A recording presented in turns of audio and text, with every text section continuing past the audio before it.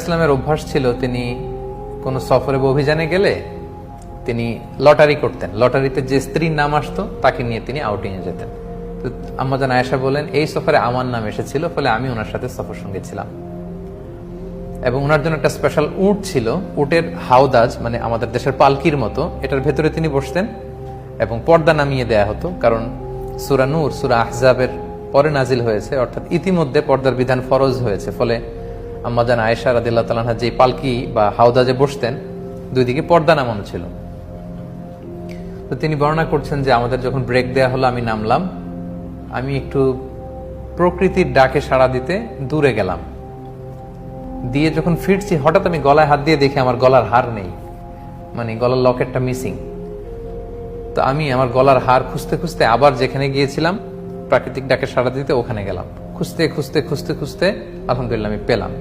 পেয়ে গলায় এটা পরে আমি ফিরে আসলাম। এসে দেখি কাফেলার কেউ নেই।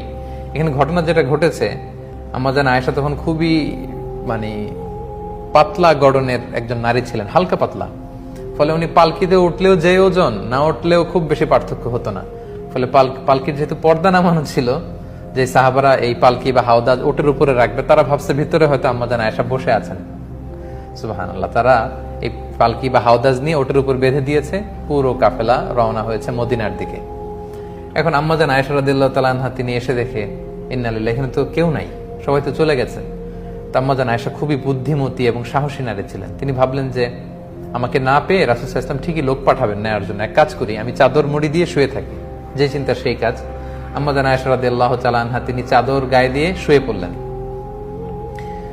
আর রাসূল সাল্লাল্লাহু আলাইহি ওয়াসাল্লাম একজন সাহাবাকে অ্যাসাইন করেছিলেন, তার নাম হচ্ছে সফওয়ান ইবনু মুআত্তাল রাদিয়াল্লাহু তাআলা আনহু।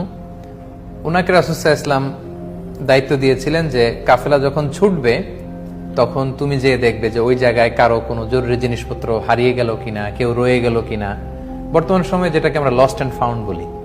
তো কাফেলায় লস্ট অ্যান্ড ফাউন্ডের দায়িত্বে ছিলেন সফওয়ান ইবনে মুআত্তাল রাদিয়াল্লাহু তাআলা আনহু। তো তিনি দায়িত্ব পালনের জন্য সবাই যখন চলে গেল, ঘুরে ঘুরে দেখছেন কিছু পড়ে রইল কিনা, কারো কিছু মিসিং কিনা। হঠাৎ তিনি মরুভূমির মাঝে দেখেন যে কালো কাপড়ে জড়ানো শুয়ে থাকা এক নারী।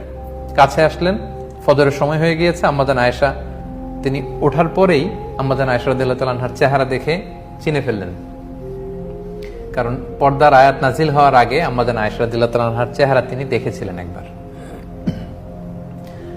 এই মরুপ্রান্তরে আম্মাজান আয়েশাকে একা পড়ে থাকতে দেখে তিনি ইন্না লিল্লাহি ওয়া ইন্না ইলাইহি রাজিউন, ইন্না লিল্লাহি ওয়া ইন্না ইলাইহি রাজিউন এরকম আওয়াজ করে পড়তে লাগলেন। আম্মাজান আয়েশাও তিনি চেহারা ঢেকে ফেললেন। তখন সফওয়ান ইবনে মুআত্তাল